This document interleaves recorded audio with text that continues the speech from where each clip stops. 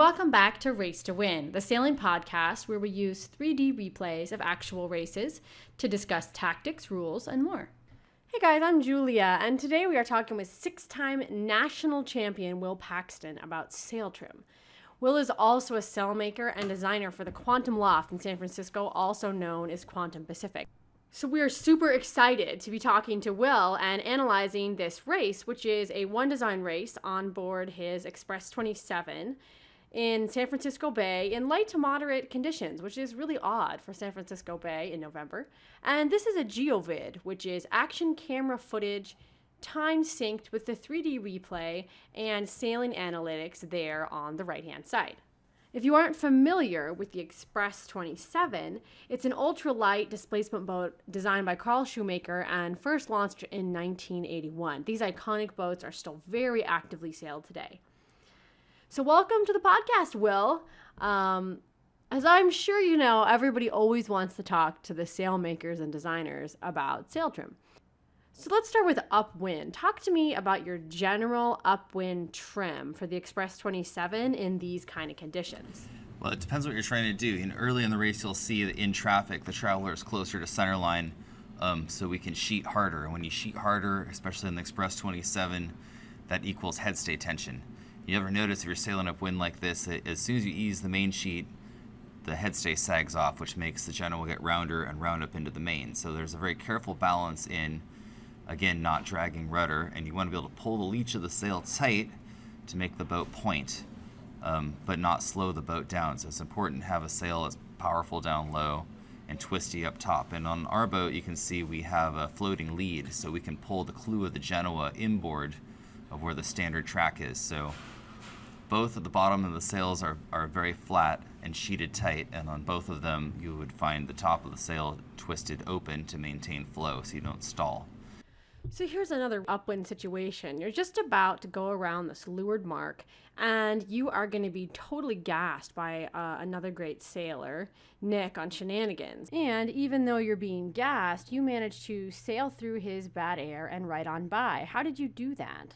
Well, Nick came the midwinters with a crew of 3, including himself, and I knew that the breeze would increase upwind in the Genoa. We had more riding moment than him.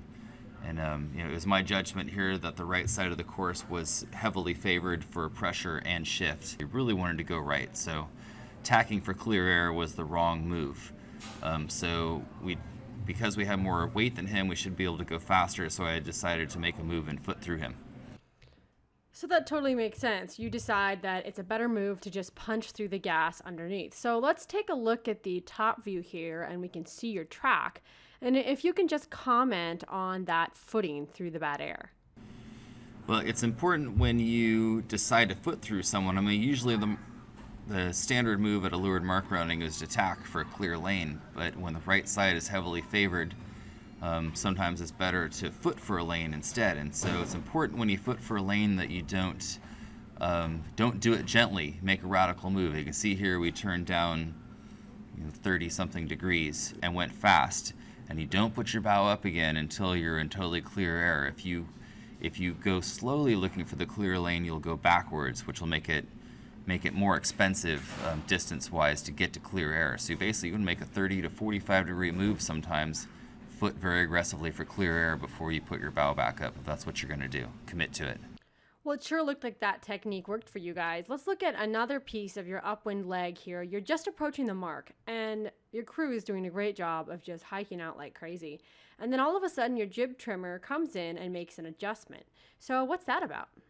Well, at this point, we were back of the lead pack in the race, and someone had tacked in our wind. And had they not been there, we probably would have laid.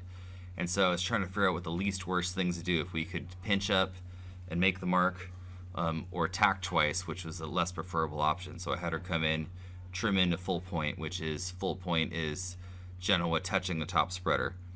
And I sailed with that briefly, and I determined that we weren't going to make it, or it was going to be too painful to make it sailing high and slow that way. So then after this, we opted to tack twice to get clear air. So here you are headed into the finish, and you're ahead of everybody. The nearest boat is about a minute behind you. And we were looking at your traveler position. Your traveler is much farther up than it was earlier in the race. In fact, it starts out in the middle and just sort of gets higher and higher as things go on. But the video shows the boom is still pretty much at center line, so you're letting out the main sheet, and there's definitely some twist there. So talk to me about that. Well, definitely the northerly breeze gets lighter into the afternoon for sure. But another thing that happens is when the pack kind of breaks up and you find yourself sailing alone, basically a boat sailing by itself goes faster than a boat sailing in a pack. So in this case, it's a little lighter, but I still want to point. But the sheets are a little more eased for more speed because I don't have to pinch for fear of somebody getting in my lane. So the traveler is up, so again I have some weather helm pushing the bow up, but the sheet is more eased. There's probably more twist in this picture than there would have been when I'm trying to point harder and going higher and slower, because I can go faster. I have room to go fast. I'm comfortably in my lane. I know what shift I'm heading towards, and I'm going fast pursuing my strategy. If I wanted to point more here, the traveler would be down 4 or 5 inches and both sails would be sheeted tighter. I would be pointing higher and going slower, just tactically. Awesome. So let's go back a bit and talk about earlier in the race, some of your downwind technique. So at this stage in the race, you're approaching the mark and you are behind a pack of pretty good boats, and you're going to go around this mark, and in this one run, you're going to pass everybody except for one boat, passing 4 or 5 boats just at once. So how'd you do that?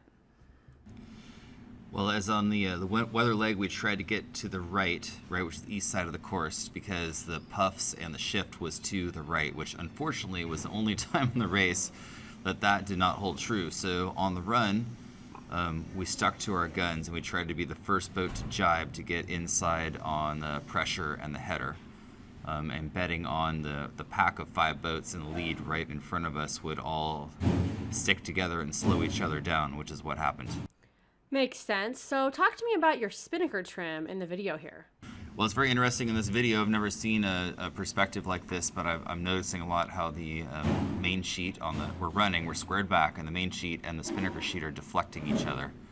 And in more wind, we definitely pull the leeward twing down just for stability and spinnaker trim, but it looks like we should have pulled the twing down a little sooner here, because I don't like how the weight of the main sheet over the spinnaker sheet is going to cause some loss in power there, so I would change that for sure.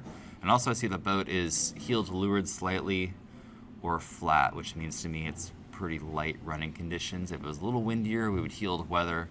A little lighter, we'd be heel to leeward. So here you are cruising downwind, heeling about 0 to 5 degrees to windward, looking pretty good. Looks like you're barely moving the tiller at all, just cruising along. You mentioned a little earlier in our talk that you have a crew member that goes down below downwind, and then you tell this person to shift around various places to balance the boat downwind, which I think is really interesting. Why don't you tell us some more about your downwind techniques? Right, well, so the weather heel basically makes the boat want to track to leeward, so you're always really aggressively moving the crew weight around, so the boat wants to go straight with minimal amount of tiller movement, right? Rudder movement is drag and detracts from boat speed. So in this case, we've succeeded in being inside, so we get the puffs first, we get the headers first, and we are trying to close the distance on the boat's bow out to leeward of us by sailing down across their bow in the puffs, which is why we're heeled to weather. Well, unfortunately, that's all the time we have for today. We really want to thank Will Paxton and his excellent crew for all of their help in creating this podcast.